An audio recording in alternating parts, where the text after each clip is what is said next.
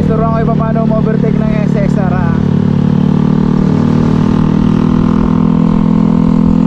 Mamaya.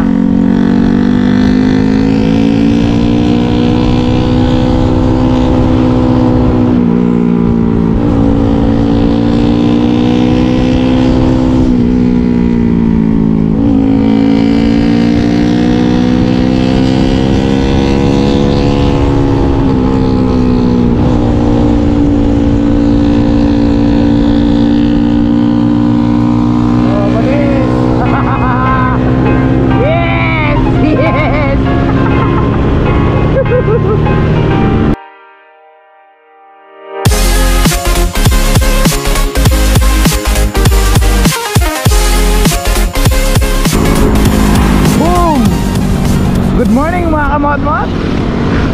Welcome back sa malupit kong channel, ang pinakamalupit na channel sa mundo ng motovlog. Hindi, joke lang, joke. Ayun,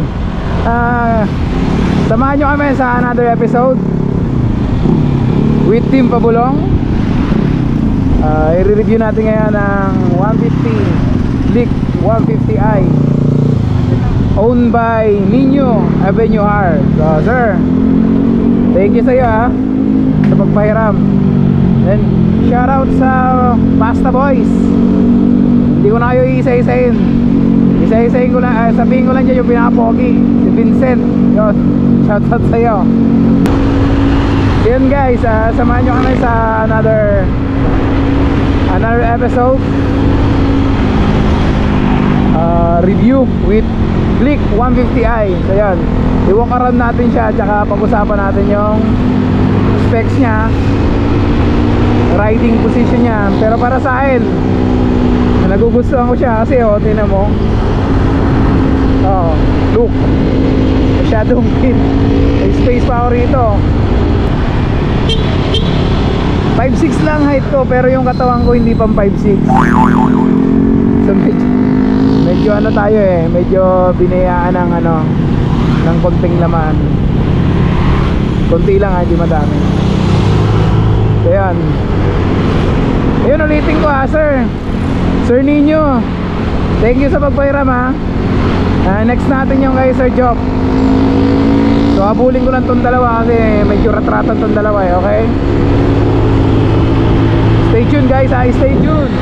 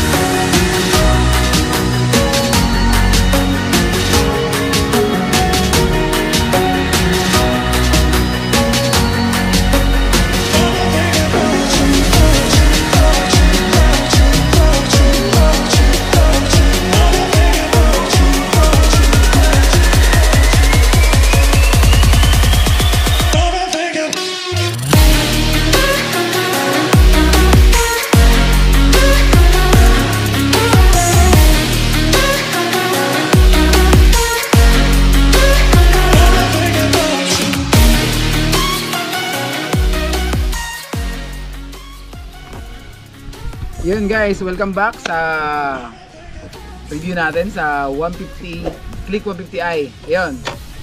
Ang sarapan nyo na. Hindi ko na kailangan sabihin.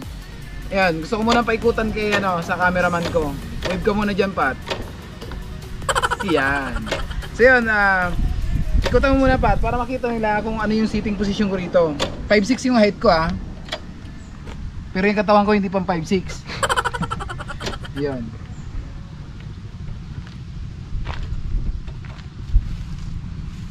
Yan. Kasi yung Mio 125i ko, pagka bumabangga yung tuhod ko rito, focus mo rito, pa. Yan. Kasi medyo hindi naman ganun katangkaran, pero bumabangga yung tuhod ko rito. Diyan.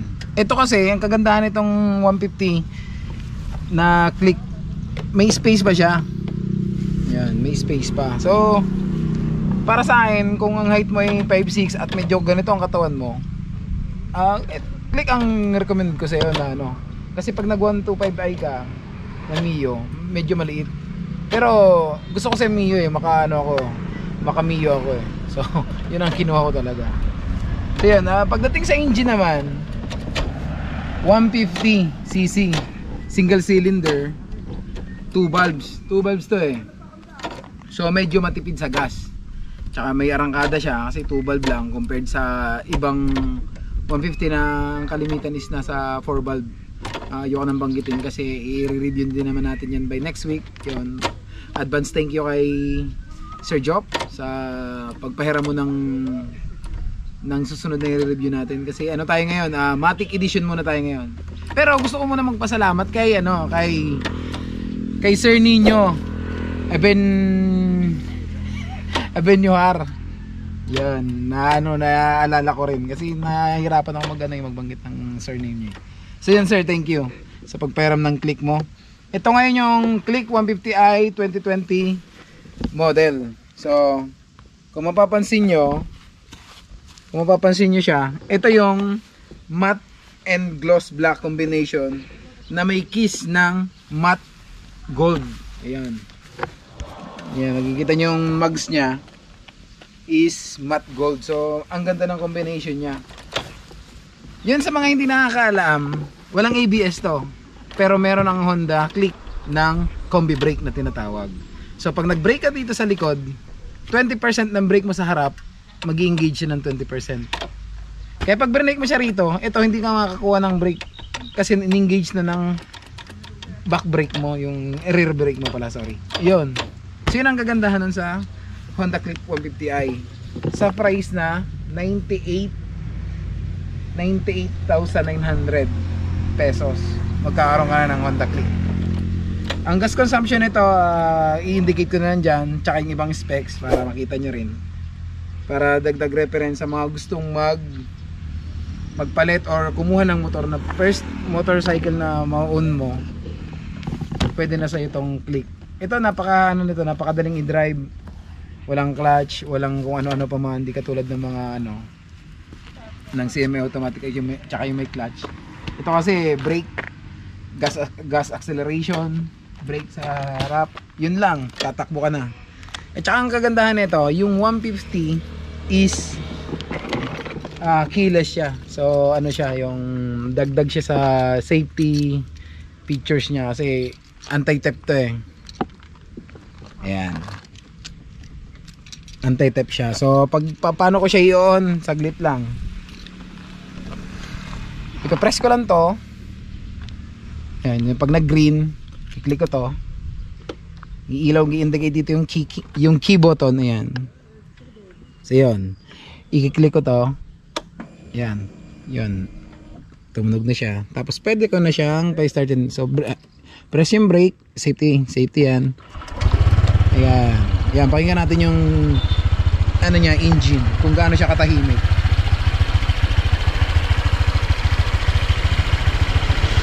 Yan, i-rev natin ng konti. Dito ka sa may map, sa may engine part. Yan, para makita mo na.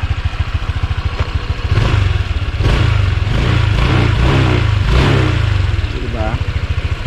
So yun, pagpapatay mo siya, ganun lang din. At saka may safety to pag tumatakbo ka tapos uminto ka, side stand mo lang, mamamatay siya. Tapos hindi mo siya mapapaandar hanggat nakababa yung side stand. Yan, tingnan mo yung side stand, hindi mo mapapaandar yan. Kahit anong press mo ng start button, hindi yan mag-start kasi naka-interlock siya doon sa safety. So dagdag siya sa safety features. Ganun lang ulit. So napaka basic lang, napaka dali gamitin. Ang kahalagahan nito, pag ito namatay, tapos ilayo ko yung susi. Tingnan natin ha. Ito, ilayo ko yung susi. Gaano kalayo ba to? Ilang meters bang kaya nito? 5 meters. So ilalayo natin siya na 5 meters. Dito natin lalagay yung susi ha.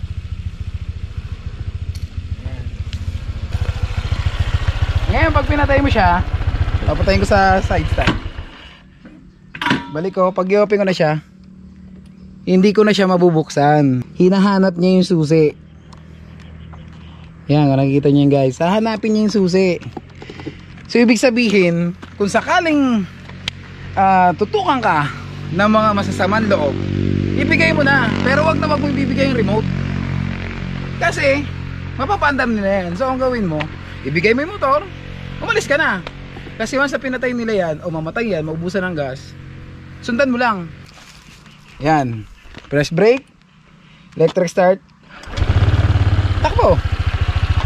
So yun, ito yung kahalagahan nito. So pero sa 150 edition lang to ha. Sa 125 hindi siya keyless, di susi pa rin siya. Yun guys, dagdag ko lang yung safety features. Bukod doon sa keyless siya at hindi mo siya mapapaandar ng malayo, meron pa siyang alarm system. So ganito yung pag-set na ito. Papatayin mo siya, nakatutok siya rito. Ngayon pindutin mo yung alarm, antayin mo lang mag-red. Ibig sabihin naka-engage na yung alarm niya. Ngayon once na ginalaw mo, alarm, silent mo. Ganun lang, ganun ulit, try natin. Dagdag sa safety features na to, may alarm ka na, meron ka pang keyless. So sulit na sulit yung 98,900 pesos. So okay, pag disengage, ganun lang ulit. Kung paano mo siya bubuksan, ganun lang. Yan lang, para hindi mag-alarm. Pag bubuksan mo yung upuan sa likod, press mo lang yung, itapat mo rin sa seat, press mo to. At ang laki ng U-box niya kamo. Oh. Ang daming laman. Di ba? Ayan, ang daming laman, oh. May belt bag. Oh, kasya yung isang helmet. Parang ukay-ukay. Oh, parang ukay-ukay. So yun. Diba? So saan ka pa? So yun, sa mga nanonood, sa mga nag-subscribe at sa magsusubscribe pa, thank you. Sana nagkaroon kayo ng magandang idea or nakakuha kayo ng magandang tip o nabigyan kayo ng reference sa review na to na Click 2020 model. Ganda ng kulay nila ngayon na nilabas. So yun, sa mga gusto mag-subscribe, hindi, mag-subscribe talaga kayo kasi marami pa tayong video yung i-upload. Yun, shoutout sa ating pabulong, sa Pasta Boys, kay Remuro na sumama sa amin sa pagbablog. Yun. Tsaka syempre, yan, kay Patrick. Yan. Okay guys, pauwi na kami. Yun. Thank you sa mga nanonood. See you in the next vlog. I'm on, peace out.